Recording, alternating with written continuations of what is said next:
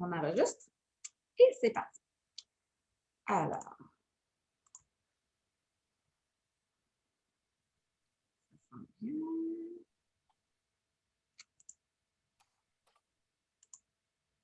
Voilà.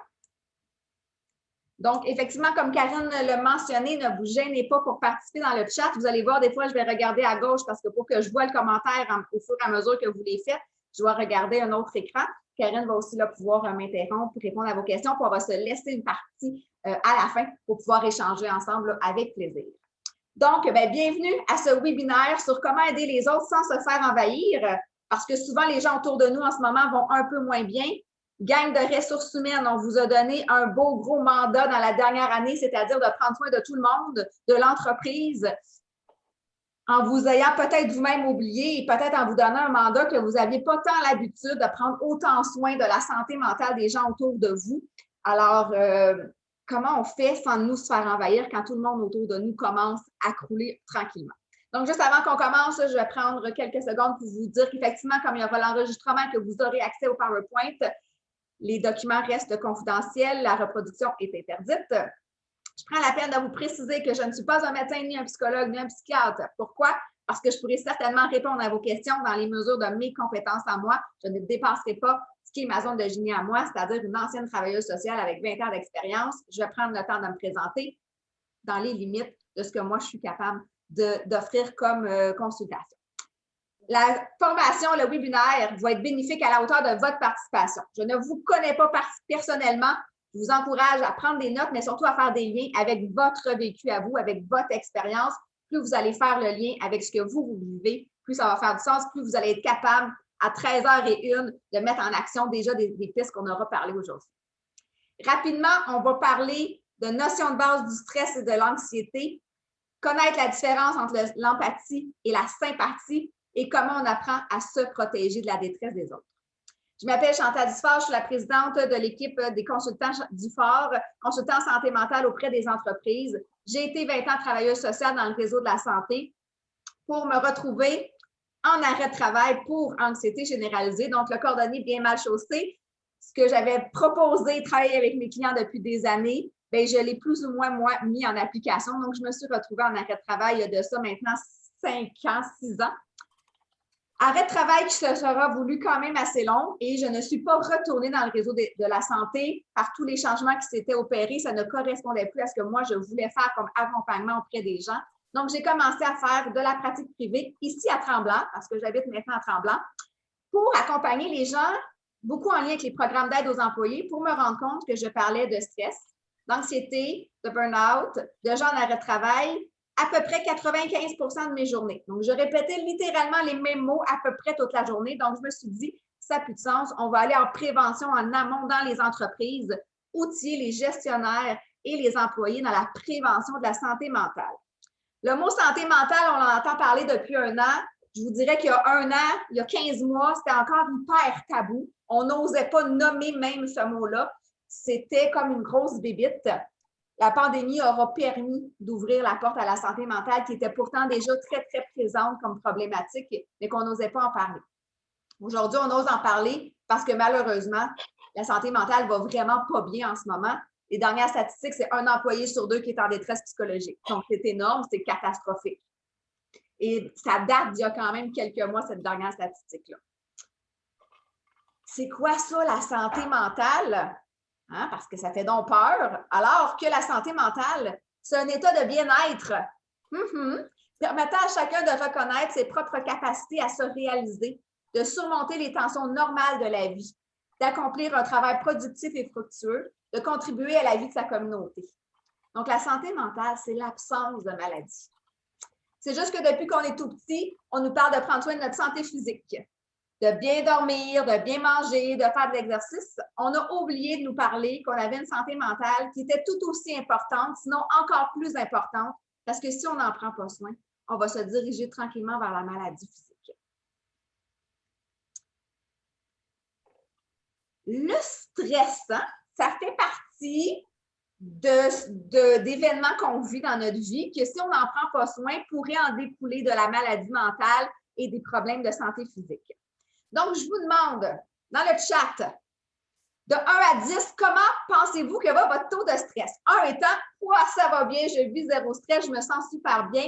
10 étant, je suis à bout. Je suis vraiment hyper stressée, je me sens pas bien. Donc, allez-y dans le chat. Selon vous, de 1 à 10, vous en êtes où? 6, 6, 7, 5, 6, 8.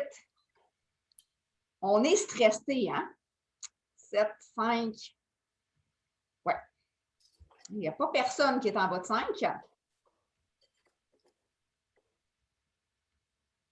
Donc, on est quand même assez stressé.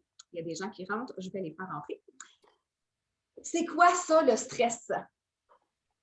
Le stress, il est à la base nécessaire à notre survie. Les gens me disent, des fois, ils rentrent dans mon bureau, ils me disaient, je ne veux plus jamais vivre de stress. Non, vous ne voulez pas ne plus vivre de stress. Le stress a servi au fil des années à ce qu'on soit encore en survie. Le stress se déclenche dans notre corps quand on est devant une menace à notre survie. Donc, à la base, dans le temps, si vous connaissez un peu le discours des gens qui travaillent au niveau du stress et de l'anxiété, on parle beaucoup des mammouths parce que l'image, elle est très, très claire. Dans le temps des mammouths, c'était bien important que je sente tous les signes et trucs qui pouvaient se passer autour de moi pour pouvoir partir à courir rapidement ou combattre le mammouth pour survivre. Au fil des années, c'est toujours aussi utile. Si je me retrouve sur une autoroute et qu'il arrive un accident, je suis contente d'avoir des réflexes rapidement que mon stress embarque pour que je puisse agir. Donc, c'est nécessaire. Le problème, c'est qu'on vit beaucoup de mauvais stress. Donc, je dis que nous avons tous à l'intérieur de nous un compte de banque d'énergie dans lequel on fait beaucoup de retraits d'énergie. On oublie d'y faire des dépôts. Le mauvais stress, c'est quelque chose qui fait régulièrement des retraits quotidiennement ou presque, qui durent dans le temps. On vit des événements stressants dans le temps. Ce qui fait qu'en ce moment, ce que Sonia Lupien, qui est la chercheure du stress au Québec, vous allez m'entendre en parler souvent, c'est la référence au Québec. Si vous ne la connaissez pas, je vous invite à aller la suivre. C'est une chercheure extraordinaire qui vulgarise hyper bien toutes les études scientifiques parce que maintenant, enfin, on a des études scientifiques sur toute l'explication du phénomène du stress et de l'anxiété. Elle nous parle de stress chronique. Depuis plus d'1 an maintenant, on vit avec un stresseur invisible. Donc, notre cerveau, comme il ne voit pas ce stresseur invisible-là, qui est la COVID, se met à imaginer tout ce qui est autour comme étant un mammouth. Parce que comme je ne le vois pas, je vais voir n'importe quel autre signe et je vais penser que c'est ça mon danger pour moi. Donc, on a accumulé beaucoup de stress dans la dernière année. Je vous fais une mini parenthèse de la différence entre le stress et l'anxiété. Le stress, meilleur exemple, vous allez sûrement vous rappeler quand on était petit, on allait à l'école faire des exposés oraux. Certains d'entre vous étaient peut-être stressés à arriver devant la classe. Espèce de boule dans le ventre, les mains moites, un peu de tremblement, peur d'oublier ses mots. Ça, c'est du stress. Je suis devant la classe. J'imagine la classe comme étant un mammouth parce que c'est un stress. C'est un stress relatif. On s'entend, il n'y a pas de mammouth, je ne suis pas en danger, mais moi, je l'interprète comme étant un stresseur. Donc, mon corps, lui, sécrète plein d'hormones de stress. Ça, c'est du stress. Si je suis chez moi la veille, dans mon divan, en train de réfléchir à mon exposé oral de demain et que je me mets à avoir mal au ventre, à avoir chaud, c'est de l'anxiété. J'imagine la situation stressante. Je ne suis pas en train de la vivre. Je suis assise chez moi très tranquillement alors que mon corps, lui, sécrète un paquet d'hormones. Le corps ne fait pas la différence entre ce que j'imagine ou ce que je vis pour vrai. On va tomber dans l'anxiété quand je me mets à me dire « Oh my God, l'école de ma fille pourrait fermer. » C'est de l'anxiété, elle n'est pas fermée. Je reçois un appel tantôt en me disant « La classe de ta fille est fermée. » Je vais vivre du stress. Tout comme vous, là. J'ai beau travailler avec le stress et tout ça, mais si je m'imagine que ça va fermer, je suis dans de l'anxiété, mais mon corps ne fait pas la différence. Il va sécréter quand même toutes les hormones de stress. Notre corps sécrète un paquet d'hormones de stress, dont le cortisol. Le cortisol, c'est comme un voile qui tombe sur nos pensées, qui m'empêche de voir clairement. Je n'ai plus accès à mes pensées rationnelles. Je vais augmenter mon risque d'accident parce que bien sûr, si je suis envahie et que je n'ai plus accès à mes pensées rationnelles, je vais faire des actions qui risquent d'être dangereuses pour moi ou pour d'autres autour de moi. Le gros problème avec cette petite bébite qui est le cortisol, c'est que si vous vivez 10 minutes de stress seulement, vous avez 6 heures de cortisol dans votre corps. 10 minutes de stress équivaut à 6 heures de cortisol dans notre corps. Je ne sais pas combien de 10 minutes de stress vous avez vécu dans la dernière année. Moi, beaucoup. Si vous n'avez rien fait pour éliminer ce cortisol-là de votre vie, votre corps en est rempli et cette hormone-là ne devrait pas être dans votre corps. Si vous avez des symptômes physiques qui popent de plus en plus, c'est probablement un signe que votre taux de cortisol est rendu trop grand dans votre corps. Et là, je parle d'une des hormones de stress parce qu'il y en a plusieurs. Qu'est-ce qui fait que mon corps, oui, des suggestions pour éliminer notre cortisol, je vais y revenir à la fin. Karine, je ne sais pas si tu veux comme noter la question sur le côté pour qu'on ne l'oublie pas. J'avais cette question-là aussi qui me brûlait les lèvres. Je prendrai le temps d'en nommer quelques-unes. Ça ne faisait pas tant partie du thème du webinaire, mais on va prendre du temps justement dans la fin de période questions pour vraiment répondre à cette question-là parce qu'on en a beaucoup à vous réaliser que des 10 minutes de stress, vous en avez vécu quand même quelques-uns dans la dernière année. Beaucoup plus régulièrement qu'une année régulière, c'est ça qui se fait passer. Qu'est-ce qui fait que mon cerveau va voir une situation stressante? Ça doit correspondre à ça correspond toujours à un minimum des 4 critères suivants. Donc, c'est encore les explications de la belle Sonia Lupien. Donc, pour vrai, si vous avez des enfants, des adolescents, son site est super bien fait aussi. Il y a des bandes dessinées, il y a vraiment, c'est un beau site à aller voir, c'est vulgarisé, c'est drôle, elle est super drôle en conférence, c'est super intéressant. Donc, ciné pour C, impression de perte de contrôle ou perte de contrôle. Là, je réinsiste sur le mot impression parce que je l'ai nommé, mon cerveau ne fait pas la différence que je le vis pour vrai ou que je l'imagine. Donc, si je suis devant une situation, j'ai l'impression que je perds le contrôle, mon cerveau va d'emblée commencer la chaîne d'hormones de stress. Quelque chose qui est imprévisible, on ne se n'attendait pas. Quelque chose qui est nouveau.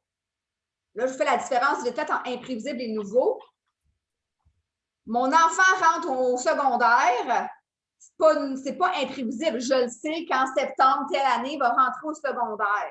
C'est pas imprévisible. Ce qui est nouveau, c'est d'aller faire l'action de rentrer au secondaire. Donc, c'est vraiment comme ça. Une nouveauté, c'est quelque chose qu'on fait pour la première fois. Imprévisible, c'est le 12 mars l'année passée quand le gouvernement a tout fermé. Ça, c'était assez imprévisible. Et pour ego qui se sent menacé, c'est quand on nous remet en question. Pour faire très simple, l'ego, j'aime bien l'expliquer en mettant un petit bonhomme dans notre tête qui est bien dans sa zone de confort, qui sait comment ça marche. A, B, C, je me rends au travail, je fais telle affaire, et là, tout d'un coup, un matin, ça ne se passe plus comme ça. Et là, l'ego dit, moi, je ne sais plus comment faire. Donc, quand un minimum de ces critères-là est là, notre cerveau déclenche les hormones de stress. Quand il y en a plusieurs, ils vont en déclencher plus. Des fois, si vous dites, ouais, je me sens normalement stressée, je ne comprends pas, réfléchissez à ce que vous êtes en train de vivre. Est-ce que ça correspond à un des critères suivants? Déjà, de l'identifier, vous allez être probablement capable d'avoir plus de contrôle dessus, de mettre des actions en place par rapport à cet aspect-là particulier. Je vais vous nommer quelques-uns des signes précurseurs qui pourraient vous faire dire, vous l'avez déjà nommé d'emblée, vous êtes à peu près en moyenne de 7 ou 8 au niveau de votre stress sur 10, ce qui est énorme. Voici des signes et symptômes qui vont peut-être vous faire monter votre taux de stress. Donc, ceux qui sont mis à 5, peut-être que quand on va nommer les symptômes, on va dire, ouais, bien finalement, j'en ai peut-être plus que je pensais. C'est dommage parce que souvent, quand je fais cet exercice-là, ces temps-ci, les gens font comme, ouais, j'en ai pas mal. C'est une belle prise de conscience parce que ça veut dire qu'à partir de ce moment-là, vous avez des actions à mettre en place pour pouvoir prendre soin de vous, prendre soin de vos équipes, outiller vos équipes. Symptômes physiques, j'en nomme quelques-uns et là, je parle bien sûr de symptômes physiques qui apparaissent, qui sont non diagnostiqués par un médecin. On s'entend?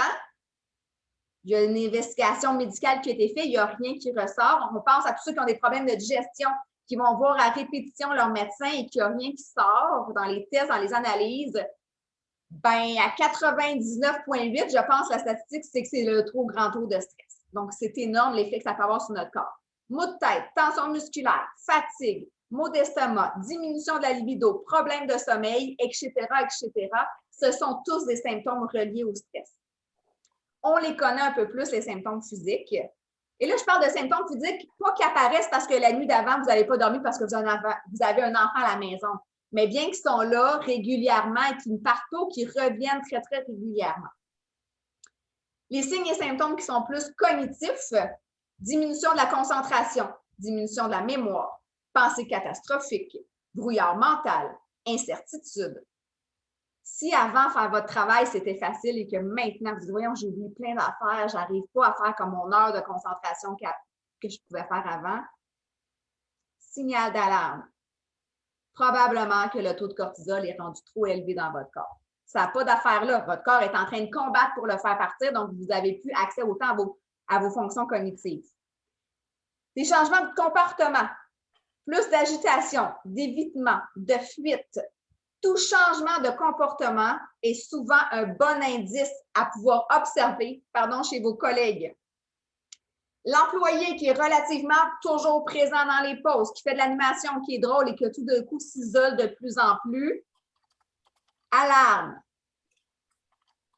Qu'est-ce qui se passe? Dans votre organisation, est-ce qu'on est capable, entre collègues, d'aller se voir et de dire « Hey, j'observe que tu t'isoles de plus en plus. Comment tu vas? » Est-ce que dans votre organisation, comme malheureusement dans plusieurs organisations, c'est encore tabou d'oser parler de stress et d'anxiété? On en parle un peu plus, on ose en parler, les gestionnaires osent ouvrir de plus en plus le sujet, ça reste encore tabou à parler dans les entreprises. D'oser aller voir vos collègues et de demander comment ils vont, en regardant l'autre dans les yeux, peut faire une énorme différence dans la vie de quelqu'un. Quand on ne va pas bien, souvent, on ne se voit pas aller. S'il y a plusieurs personnes qui me mentionnent qu'il y a un comportement qui est observé, qui est changeant, peut-être que je vais être capable de me dire « Ah ouais, peut-être que je vais moins bien que je pensais, puis je vais faire des actions. » Des changements qui sont plus émotionnels, plus de pleurs, d'irritabilité, des rires nerveux, des humeurs en montagne russe. Donc, est-ce qu'il y en a parmi vous, juste à vous ou par nom, qui ont des symptômes de tout ça dans leur vie en ce moment? Est-ce qu'il y a certains symptômes que vous dites « Ah oui, moi, j'ai ça dans ma vie en ce moment. » Est-ce que ça vous sonne des cloches? Oui.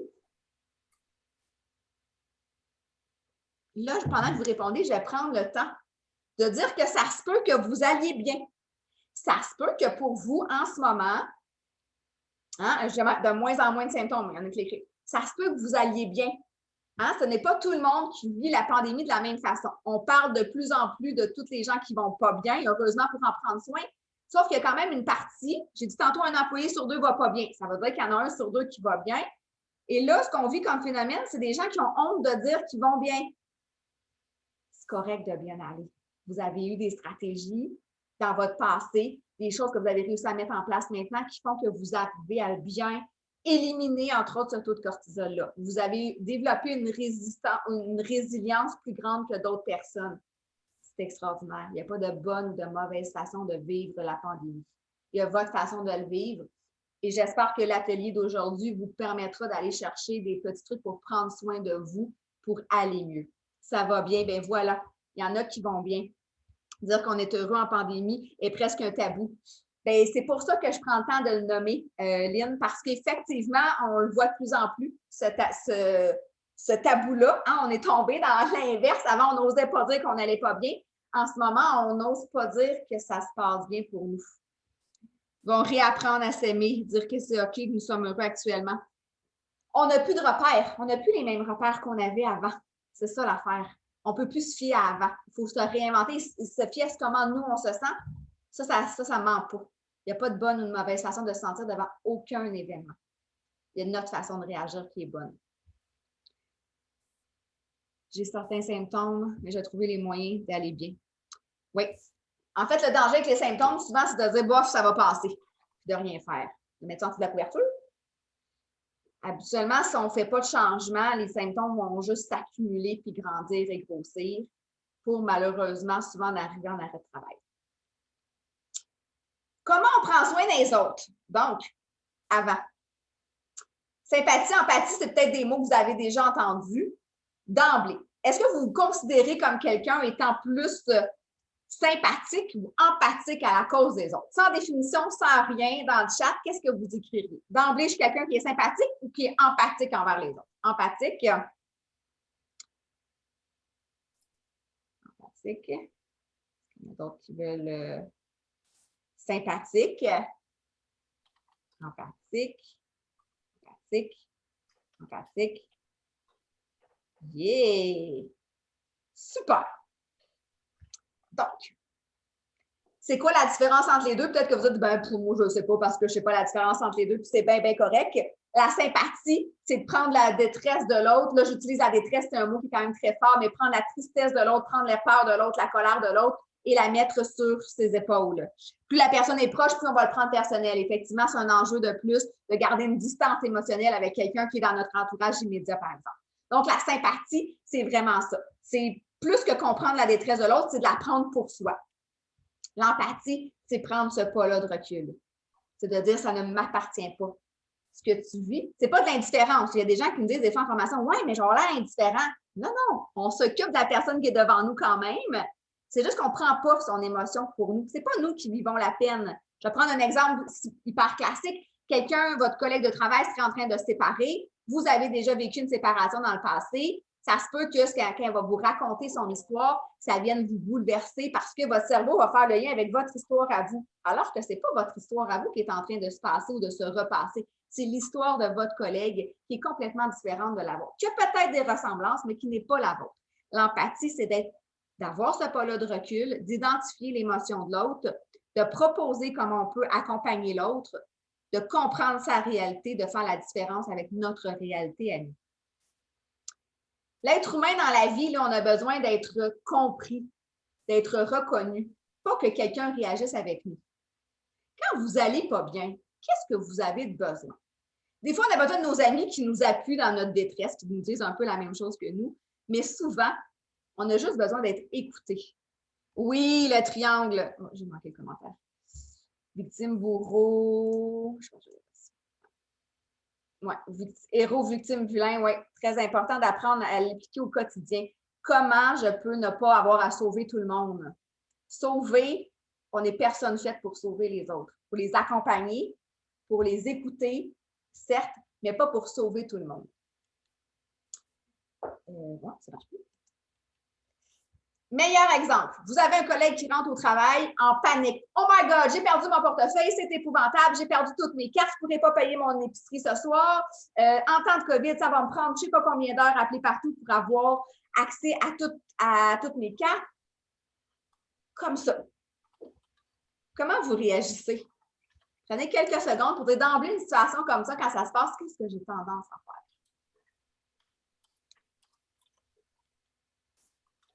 On a deux réactions. Il n'y a pas de bonne ou de mauvaise, je le répète encore. Il y a votre façon de réagir. Il y a « Oh my God, c'est terrible, moi aussi je paniquerais, ça n'a pas de sens, ça va être long. C'est vrai que c'est difficile, comment tu vas faire? On n'a pas le temps. » Puis être dans le même état verbal que l'autre personne. Ça va être de la sympathie parce que là, on a pris la panique de l'autre sur nos épaules. Je reste de plus en plus calme. Voilà. Prendre une position neutre, ce n'est pas être indifférent à l'autre. C'est comprendre. Et là, on peut utiliser des reflets. Là. Je comprends ce que tu es en train de vivre. Je t'entends. Je te sens en panique. Je te sens alarmé. Donc, l'autre se sent entendu. Donc, il ne sent pas que vous êtes indifférent, que vous ne l'écoutez pas. Il sent ce que vous êtes en train d'entendre, mais ça ne vous appartient pas. Vous pouvez vous-même diminuer le rythme. Si vous êtes au téléphone, vous pouvez littéralement faire le pas de recul physiquement si vous sentez que c'est en train de vous envahir. Proposer des solutions ou demander à l'autre ce qu'il aurait besoin. Mais surtout, demander à l'autre ce qu'il a besoin en premier parce que vous pouvez peut-être penser ce qu'il a besoin. C'est peut-être pas ça qu'il a besoin, pas en tout. On est tous des êtres humains différents. On est rendu 23. On aurait tous besoin d'une réponse différente à un besoin. Donc, de présumer que ce que je vais proposer à l'autre va fonctionner, c'est juste une présomption. C'est pas sûr que ça va fonctionner. Osez demander à l'autre. J'ai entendu, voici ce que je comprends de ta situation. Qu'est-ce que tu t'attends de moi? Comment je pourrais t'aider? Souvent, la personne a juste besoin d'écoute. Exactement. Les gens ont souvent juste besoin d'écoute, de sentir qu'ils ne sont pas tout seuls au monde. On a un grand besoin de reconnaissance, on a un besoin d'appartenance. C'est dans les besoins fondamentaux de l'être humain, de sentir que quelqu'un d'autre qui m'entend, déjà le taux de stress, le taux de panique va grandement diminuer. Je vous fais un mini 3 secondes sur les émotions, parce que souvent, on capte les émotions de l'autre. C'est quoi une émotion? En fait, une émotion est agréable ou désagréable, n'est pas positive ou négative. Non, non, même la colère, ce n'est pas une émotion négative. Ça peut être une émotion désagréable à vivre pour certaines personnes, mais elle n'est pas négative. Une émotion, c'est un baromètre qui nous indique qu'il y a quelque chose à l'extérieur de nous qui nous convient ou qui ne nous convient pas. La colère, le problème avec la colère, parce qu'on c'est très, très tabou d'être en colère encore aujourd'hui, c'est la façon dont on va exprimer notre colère qui peut devenir problématique. Si j'utilise la violence ou l'agressivité pour exprimer ma colère, là, ça ne fonctionne pas. Mais à la base de la colère, oh my God, merci d'être là pour me dire que là, ce qui est en train de se passer est complètement contre mes valeurs. Je ne peux pas rester dans cette situation-là. L'émotion, elle appartient à l'autre. Elle ne vous appartient pas. De se rappeler ça quand quelqu'un est dans tous ses états devant vous, de juste le dire, c'est pas pour moi, c'est pas contre moi, ça ne m'appartient pas, c'est à elle. D'imaginer la grosse boule de tension et la retourner à la personne. Littéralement, là, imaginez la boule de colère de l'autre, puis de lui retourner, ça ne vous appartient pas, sa panique, ça ne lui appartient pas.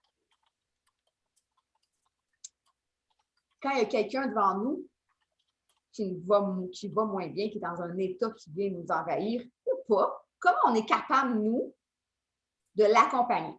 Je ne sais pas combien de gens qui travaillent en ressources humaines qui sont présents en ce moment.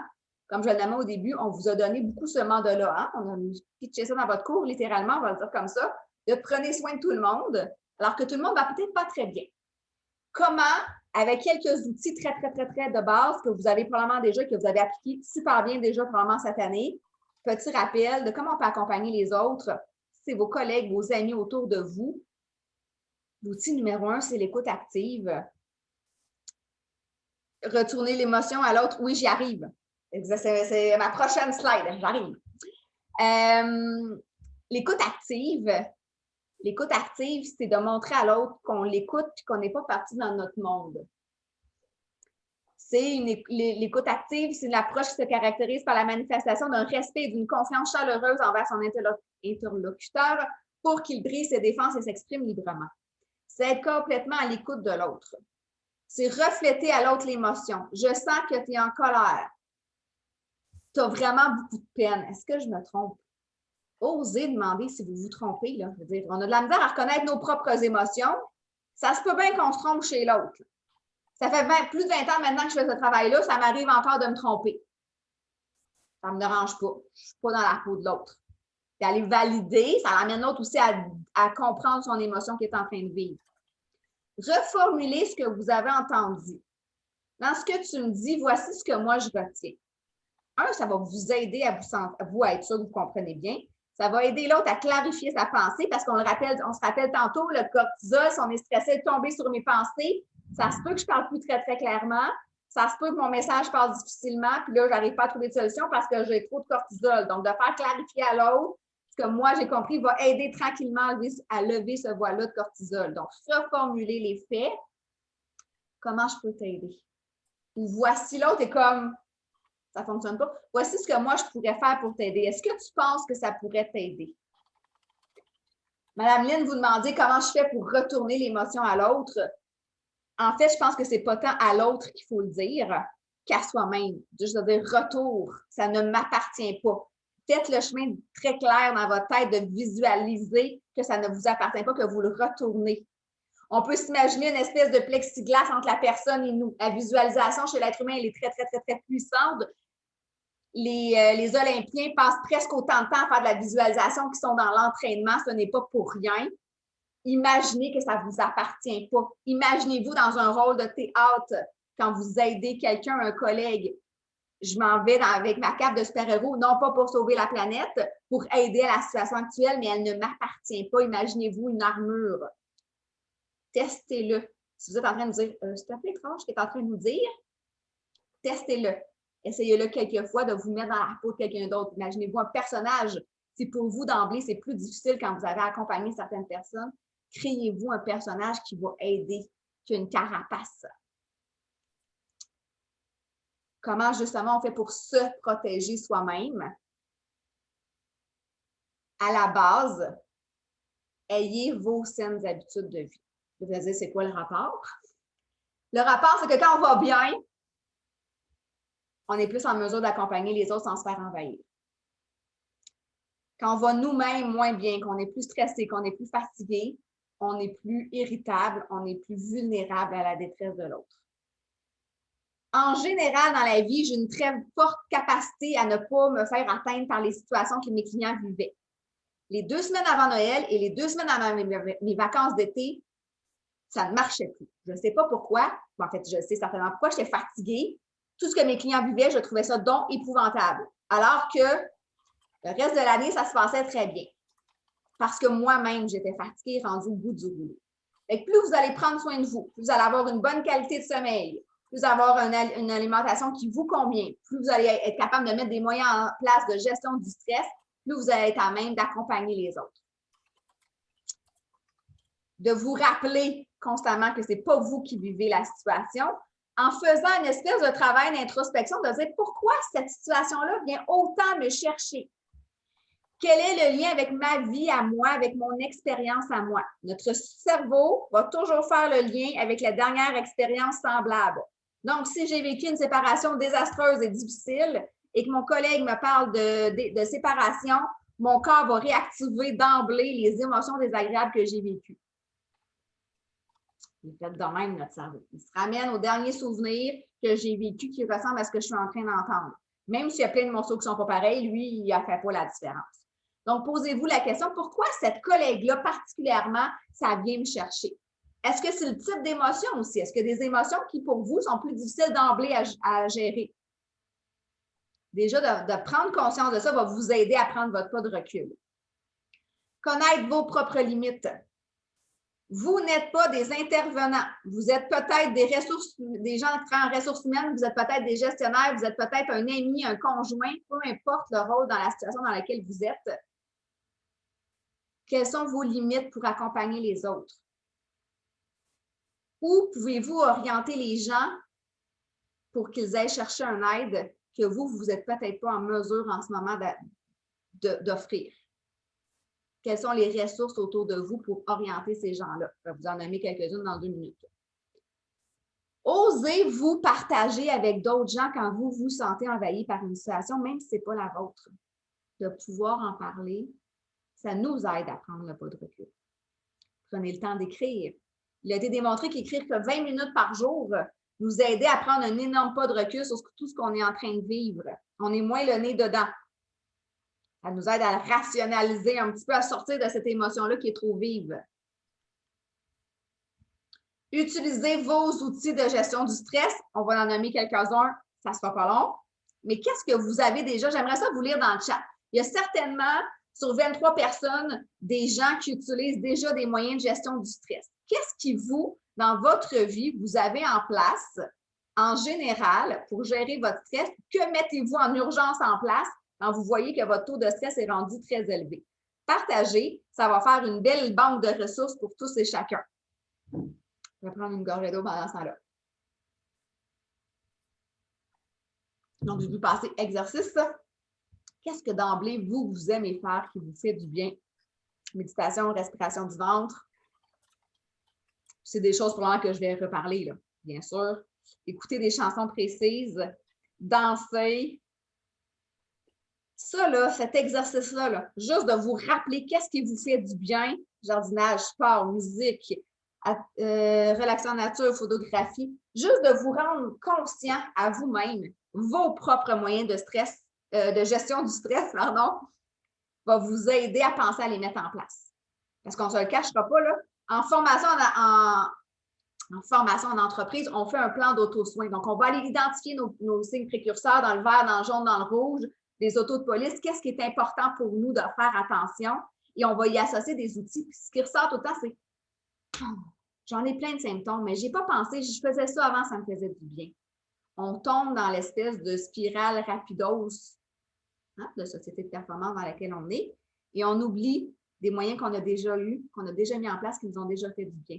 Donc, de faire prendre le temps de regarder qu'est-ce qui vous a déjà fait du bien, de le remettre à la conscience, à la mémoire, va grandement vous aider à être capable de les remettre en place, vos outils. Attendez, je vois pas.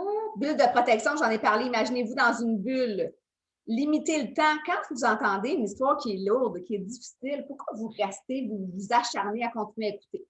Vous êtes à côté de quelqu'un qui fume, vous n'aimez pas ça, qu'est-ce que vous allez faire? Vous allez vous éloigner. Et si quelqu'un vous raconte des choses qui sont trop difficiles, qu'est-ce qui fait que vous êtes toujours présent? Vous êtes me dire, ouais, mais c'est parce que c'est mon conjoint, vous continuez à l'écouter. OK? Effectivement, on sent un peu plus mal. Mais si vous mettiez vos limites quand même en disant, je comprends, on est dans la recherche de solutions, est-ce qu'on peut passer à un autre sujet? C'est ni aidant pour toi ni pour moi je vais dire même, le chiale sur la situation sans trouver de solution. Il a été démontré que de juste verbaliser pour verbaliser sans recherche de solution, sans but, sur du long terme, était nuisible. Ça ne sert à rien. Non seulement ça ne sert à rien, on empire la situation. Osez le nommer. OK, ça fait 20 minutes qu'on en parle. As-tu l'impression qu'on est en train d'améliorer la situation ou pas? Ça en pense qu'on fasse d'autres choses, qu'on passe à d'autres choses, qu'on essaie une autre activité. Assurez-vous que les autres autour de vous ont un filet de sécurité. Parce qu'une des raisons pourquoi souvent on va rester auprès des gens qui se trouvent ça lourd, c'est qu'on a l'impression qu'on est la seule oreille. Il y a comme pas tant de monde autour qui sont là. On parlait de référer, mais aussi à part de référer, quels sont les amis, quelles sont les autres personnes que la personne ne se retrouverait pas seule avec sa situation. Vous avez peut-être à votre travail des programmes d'aide aux employés, des assurances collectives pour aller consulter. Les personnes, vous pouvez aller jaser avec les personnes responsables des ressources humaines. Ils ont souvent une belle banque de ressources, une belle écoute qui peuvent vous accompagner aussi. Info Santé, le 811, a Info Social, peut-être le savez-vous ou le savez-vous pas. Partout au Québec, si vous faites le 811, vous avez option Info Santé 1, Info Social 2, ou inversement, là, je ne sais plus. Ce sont des travailleurs sociaux qui répondent 24/7 au téléphone pour vous écouter en ce moment, mais aussi pour vous orienter vers les ressources de votre communauté. Je le sais qu'il y a des listes d'attente, mais déjà d'avoir parlé à quelqu'un qui vous a répondu 24/7 pourra peut-être vous soutenir et vous aider. Je vais faire une mini aparté sur Info Social, l'option 2. Ouais, je pense que ça dépend des régions, mais ça se peut que ce soit l'option 2 chez nous, je pense que c'est ça, mais je pense que dans toutes les régions, ce n'est pas pareil. Et vous allez être orienté vers les ressources de votre communauté. Fait que ça, c'est extraordinaire. Programme d'aide aux employés, je veux prendre le temps de parler. Si vous êtes une gang de ressources humaines, vous allez dire, ben oui, mais on le sait. Si vous êtes employé, souvent, on ne le sait pas. Parce que pour avoir travaillé pendant plus de 2 ans pour les PAE, je peux vous dire que la principale part des gens, parce que ce n'est pas utilisé, des PAE, c'est utilisé à peu près à 30 %. Bon, c'est les stats avant le COVID, alors qu'on pense que 60 % des gens en auraient besoin. Donc là, on a un problème ici de 30 % de gens qui ont peur d'utiliser leur programme d'aide aux employés parce qu'ils pensent que ce n'est pas confidentiel. Ils pensent que l'employeur saura qui a appelé. C'est strictement confidentiel. Les employeurs reçoivent un nombre d'heures utilisées. C'est tout. Pas de numéro d'employé, pas de département, pas de. Ils doivent juste payer. Ils n'ont pas d'informations, de moyen de savoir qui a consulté. Ils n'ont encore moins moyen de savoir qu'est-ce qui a été dit. Quand j'avais des gens dans mon bureau, mes dossiers physiques, informatiques, étaient sous clé et personne n'y avait accès. Même pas le PAE. Parce que c'est confidentiel, parce que les gens que vous allez rencontrer font partie d'associations ou d'autres professionnels. Ouais, mais moi, je n'ai pas besoin de ça d'un psychologue, d'un travailleur social, d'un coach. Ben moi, là, quand mon lavabo est cool, j'appelle le plombier. Quand ma voiture a fait un drôle de bruit, je vais voir le mécanicien. Quand à l'intérieur de moi, ça brasse et que j'ai l'impression que je vais moins bien, j'ai besoin de quelqu'un qui a un coffre à outils spécifique à ce que je suis en train de vivre pour pouvoir m'aider. Même si c'est des outils souvent que j'ai. Hein, parce que ça me dit, mais tu sais sûrement que j'ai oublié que je le savais puis je ne l'ai pas mis en place. Puis je l'ai pris dans ma situation. Alors, j'ai besoin d'un pas de recul. Que quelqu'un voit l'ensemble de ma situation parce que moi, en ce moment, je focus comme ça, comme le cheval, avec mes œillères. Je ne vois pas l'ensemble de la situation en ce moment-là. Je focus juste sur ce qui ne va pas bien. Un thérapeute, psychologue, coach, dépendamment de ce que vous avez besoin, a ce pas-là de recul pour vous faire des prises de conscience. J'aime bien dire que les professionnels de la santé ont comme des lampes de poche à l'extérieur d'un bois, d'une forêt où vous êtes un peu perdu. Soit un peu perdu sur le bord ou bien perdu dans le fond de la forêt, va vous indiquer des chemins que vous pouvez prendre. Il ne va pas vous dire quoi faire. Osez aller chercher de l'aide si vous sentez que pour vous, c'est difficile. Monter un escalier de 10 étages quand on est rendu à la 3e marche, quand on a dégringolé jusqu'au bas, c'est beaucoup plus long remonter que si on est rendu à la 3e ou 4e marche à partir d'en haut. Plus vous allez attendre pour aller chercher de l'aide, plus ça va être long d'aller bien. Vous avez certainement des ressources autour de vous, osez les utiliser. À votre tour, donc je vais venir vous voir. Ici. Voilà. Moyen de gestion du stress et de l'anxiété, parce que ça a été demandé, parce que là, c'est bien bon, vous avez peut-être dit, hey, moi, des symptômes de stress, c'est beau, là, mais comment je vais gérer tout ça? On s'entend, là. Je vais vous faire ça en 3 minutes. Il va falloir que vous allez faire plus de recherches ou que vous me contactiez pour que je vous explique plus en profondeur. Un des outils très, très puissants, c'est la cohérence cardiaque. Je vous explique rapidement, on a dit que quand on vivait du stress, notre taux de cortisol montait. Ce qui arrive quand notre taux de cortisol il monte, c'est que notre rythme cardiaque, lui, devient irrégulier. Plus mon rythme cardiaque est irrégulier, plus mon taux de cortisol d'emblée va monter. Donc, je n'ai même pas besoin d'être devant un stresseur. Mon taux de cortisol, il monte juste parce que mon rythme cardiaque est plus régulier. Ce qu'on veut, c'est aller rétablir notre rythme cardiaque de façon régulière. Ce que les cardiologues ont démontré, c'est la cohérence cardiaque. Donc, si vous cherchez une application sur YouTube, vous allez tous trouver, c'est des 5 minutes. Concrètement, c'est quoi? Une petite boule qui monte pendant 5 secondes et qui descend pendant 5 secondes, dans lequel vous allez aller faire des respirations abdominales. Donc, il y en a, j'ai vu passer dans le chat, les respirations par le ventre, des respirations bédaines, effectivement. Je vous invite, on va le faire. On va en faire 3 ensemble, juste pour vous faire vivre l'expérience.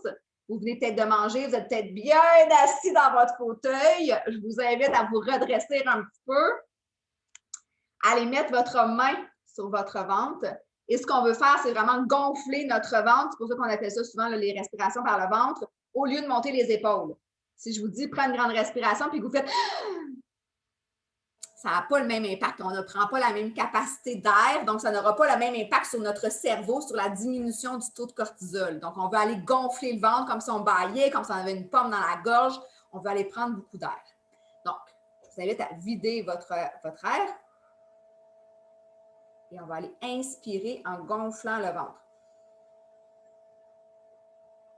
Vous pouvez y aller à votre rythme. Et on va aller expirer totalement en rentrant le ventre, en poussant le nombril vers sa colonne. Une autre fois, on va inspirer.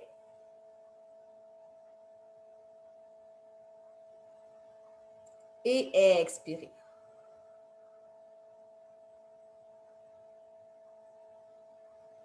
Et inspirer une dernière fois. On gonfle le ventre grand comme un ballon. Et on expire.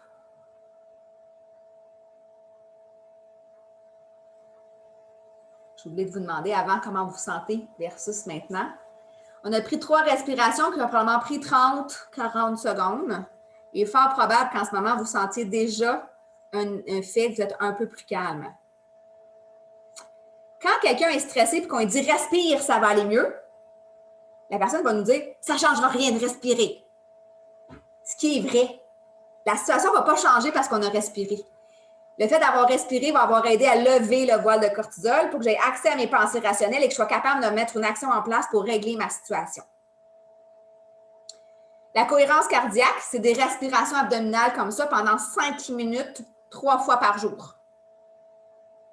Toutes les applications que vous allez trouver, Respirelax, c'est une application qui est assez populaire, c'est toutes des 5 minutes.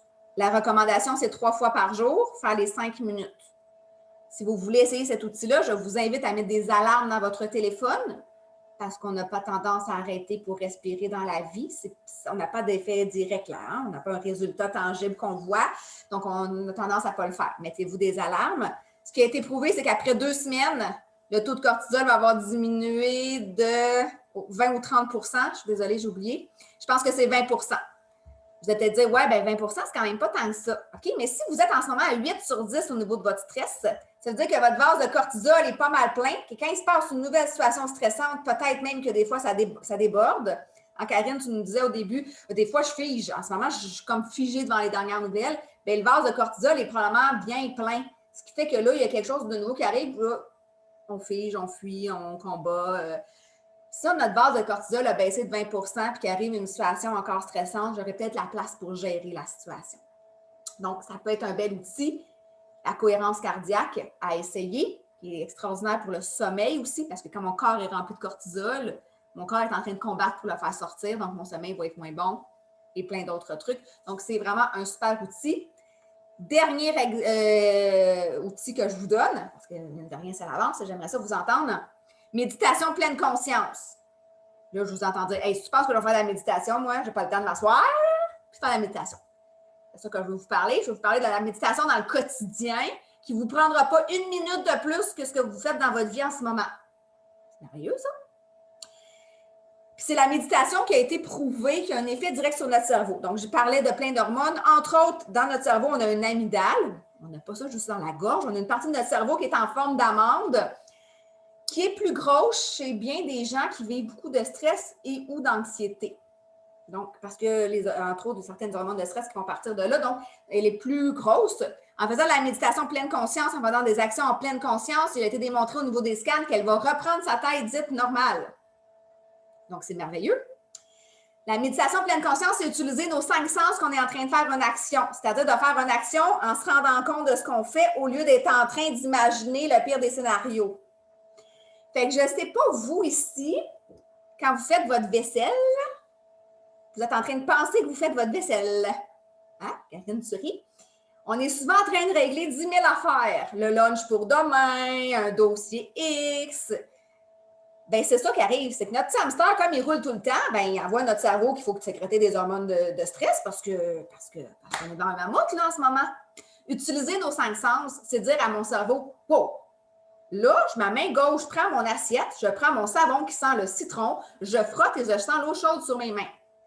Donc, j'arrête d'envoyer mon petit hamster en spin, je reviens pour lui dire, il n'y a pas de mammouth là. Je ne suis pas en danger. Tu peux arrêter de sécréter des hormones de stress. Merci. » Choisissez-vous une activité que vous allez faire en pleine conscience. Vous brossez les dents. Savez-vous à quoi qu'est-ce qu'elle goûte, votre pâte à dents, vous? Ou même plus parce que vous vous brossez les dents en faisant d'autres choses ou juste parce que c'est un automatisme. Mettez-vous un post-it sur la brosse à dents et prenez le temps de goûter et de sentir les soies sur votre bouche. Vous allez me dire, ouais, c'est juste 2 minutes. Plus vous allez faire des actions en pleine conscience, prendre le temps de goûter votre eau froide, votre thé, votre tisane, votre café, plus vous allez utiliser vos 5 sens, plus vous allez calmer votre petit hamster. Vous n'avez sûrement pas tous un hamster, là. Certains en ont une colonie. Moi, je suis de celles qui ont une colonie d'hamsters dans ma tête. On veut les calmer parce que c'est eux autres qui nous aident, qui font beaucoup sécréter de stress, d'hormones de stress.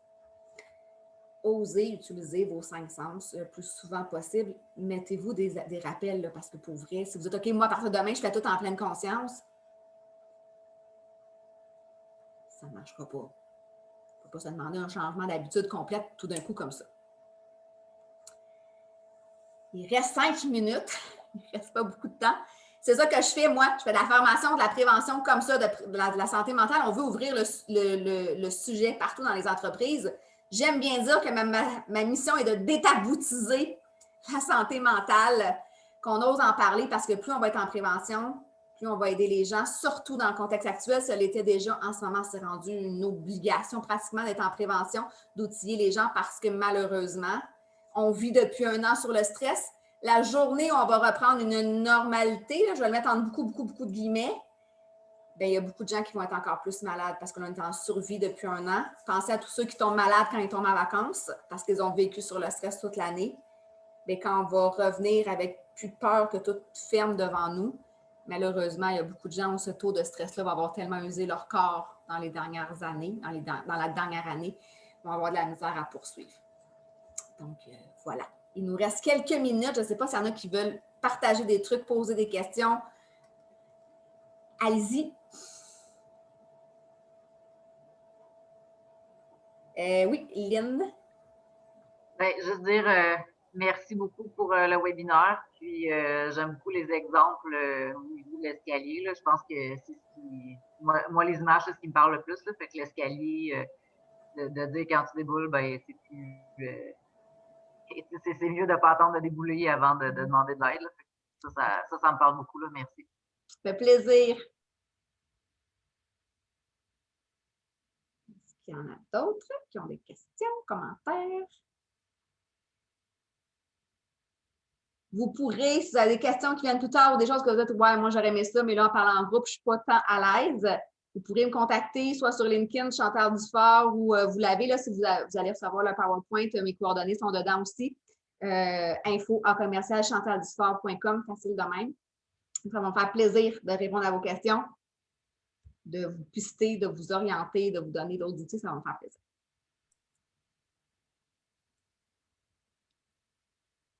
C'est du partage. Bien, Chantal, les gens sont, je trouve qu'il y a une belle participation. Les gens sont très, très contents des outils que tu as partagés, du temps que tu as pris. Tout le monde est reconnaissant, je crois. Puis moi aussi, je suis extrêmement reconnaissante. Je trouve que c'était hyper intéressant, pertinent. C'est de ça qu'on avait besoin, en tout cas que j'avais besoin. Merci beaucoup à tout le monde. Merci à toi, Chantal. Puis comme tu dis, si vous avez d'autres questions, on n'hésite pas à communiquer directement avec Chantal ou avec moi. Puis, on va vous envoyer par courriel le PowerPoint et la présentation vidéo.